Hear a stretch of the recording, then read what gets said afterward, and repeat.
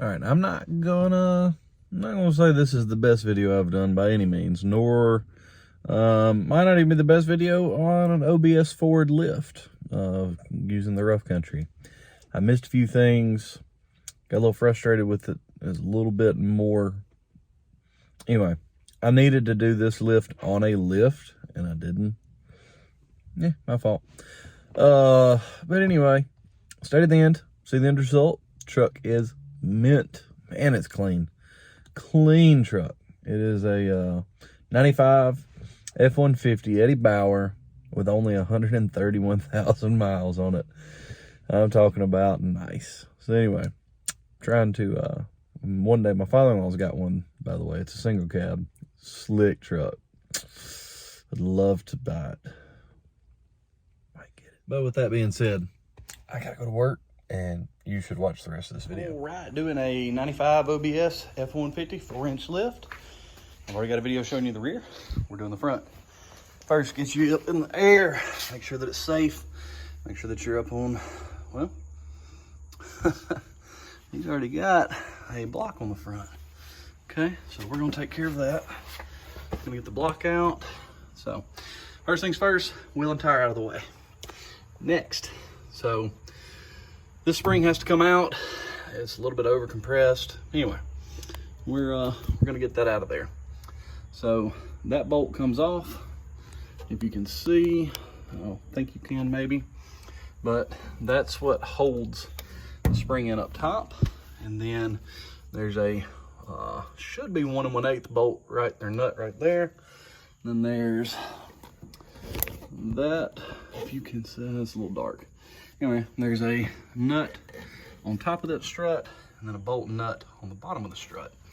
So then, what we're gonna be working on after we get those out is I'm gonna take, it's a 34 millimeter. I don't remember right off. Anyway, I'll try to put them in here. This radius arm has to come loose. Somebody's already changed out these radius arm brackets bushings before. Radius arm is gonna come out, and then we've got to look at our I-beams. So we're gonna have some drop brackets to put the I-beams in, and we'll work on that in just a second.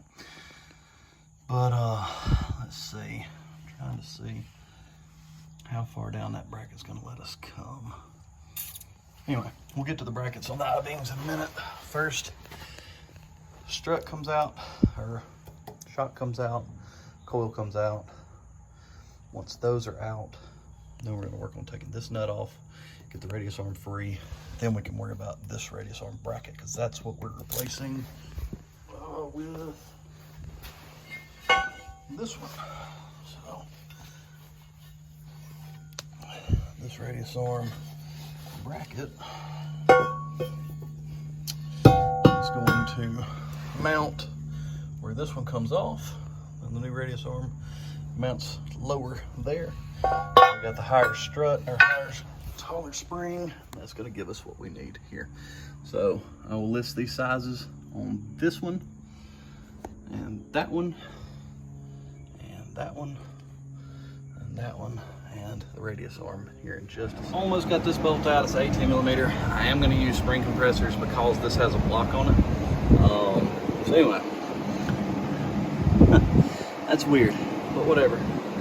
We're going to use a spring compressor. If I can get the other one on the other side, I'm going to use 2 if I need it. I just don't want this thing to be under a lot of pressure when it comes out. But that one was a 1/2 inch up top. I don't know why some of this is fitting better with metric versus standard. I think that's a 1/2, but I'll get in on that one in just a second. One part I forgot to tell you, sway bar. Sway bar's got to come off the front. It bolts in there and there, and then the links go into the bottom of this coil seat. I've got somebody headed to get a new isolator. The isolators on the bottom of these were rotted. But anyway, that was 9/16 nut on the top of the strut. 18 was what got off the bottom. On this side, this had this screwed on and then a spacer. This is what you should be looking at. So hopefully this nut fits, even though it's not a 1 1/8 like the other side was. Let's see if it threads on anyway. All right, we're good. So, like I said, the nut on the back of this radius arm is off. So now I've got front diff supported. I've got the other side supported. So this thing's not just gonna fall slap out of here. And it's not, I mean, it's still hooked in the middle at the pivot points. But what I'm gonna do is go ahead and take these bolts here, here, and this one, and get them out. These two.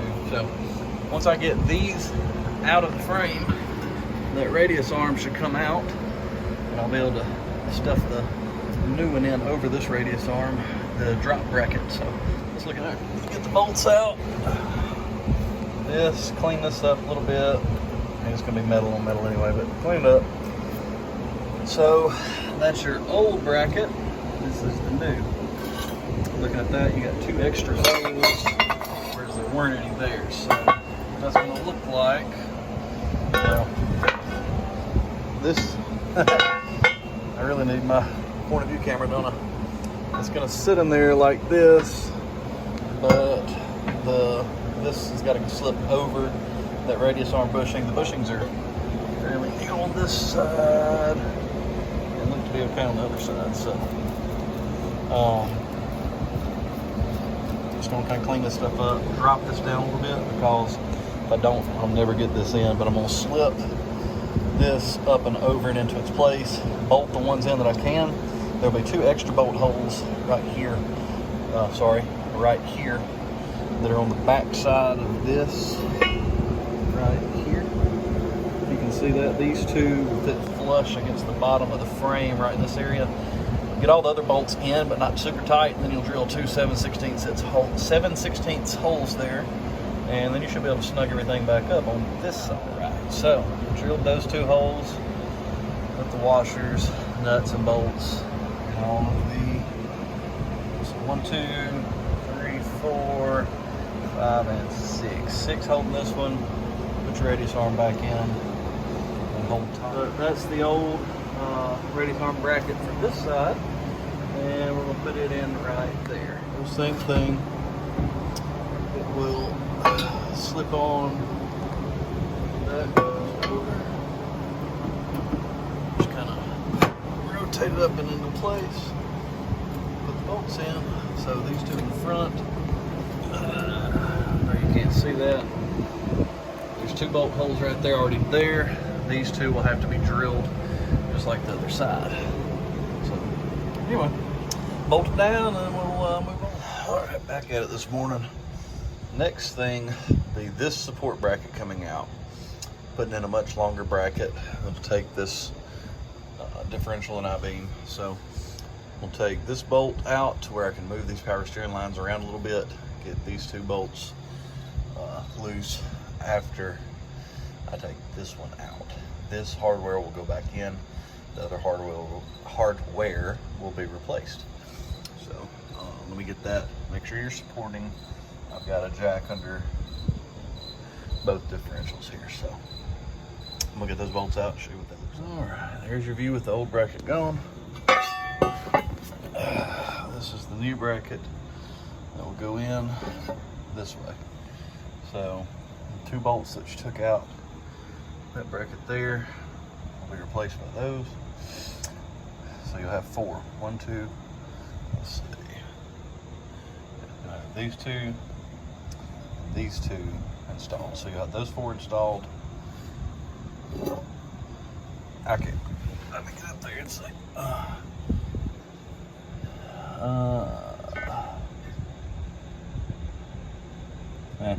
Let me get up there and see which 4 go in. But anyway, then you'll be putting other brackets on, but the I-beam will bolt into this one for the 4-inch drop. So let me do that real quick and I'll show you what it looks like. Well, I got that bolted up. There's a support bracket that is gonna mount there, and then you gotta drill through here to help support it. But that bolt's in a bind, and I've got to put a drop pitman arm on anyway, so I'm separating this tie rod from the pitman arm, having an issue there, But I'm gonna get that. I'm gonna take that pitman arm off. There's plenty of videos showing you how to do that if you don't know how to get you it's a pitman arm puller basically. And anyway, we're gonna separate that, see if that gets my bind loose. I still have both sides supported. That drop bracket's got that one so much higher already, but I gotta get that bolt in. So hang on. All right, well this truck has kicked my tail. So that's your new drop bracket for the driver's side I-beam installed. You have to drill those 2 holes. I'm gonna put this back with the original hardware. The original hardware goes here. And I don't know if the instructions just didn't say about using original hardware on some of it, but I ran out of bolts, so I had to go buy some more. So Rough Country wasn't very clear on that one. So anyway, I did pop this loose, so I'm fixing to take this pitman arm off.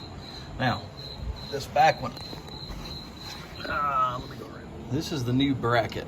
So I took the bolt out of this I-beam, axle beam, whatever you want to call it.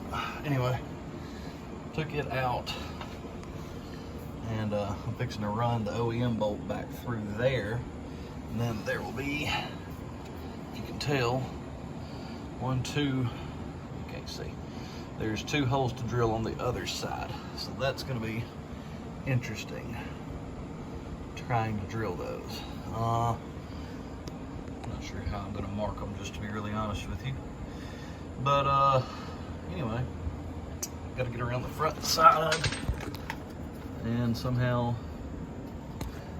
you can't see them. Anyway, I'm going to try and get a drill in there to drill those 2 holes, but it needs to be vertical. Drill the 2 holes, don't run into any of these lines, zip it down, and then run the original hardware back through the drop bracket on the 4-inch mark there. And at that point, once I did take this radius arm loose just to give me some slack, put this radius arm back together, and then we can put the shocks and the springs in. All right, hopefully you can kind of see most of everything. I got a new isolator. Still got to put the oh goodness, sway bar back, but I'm going to show you a little trick on putting this strut and spring back in. All right, the trick is you put your hardware on there, and you see how it's clamped, right? Let me turn this off. There we go. See how it's clamped with that wire? Put your hardware on, cut the wire, and then guide it in. Little slick trick for the end. Anyway, make sure you put the bottom spring isolator nut back on, the top little thing, which I don't even see, so there's no telling what I've done with it. Yeah, welcome to my world. Anyway, put that back together and wheel and tire back on, and then you've got a finished product. And here is the truck as soon as we finish the lift, but with smaller tires. And here it is with the 33-inch brand new tires. I think it turned out really good.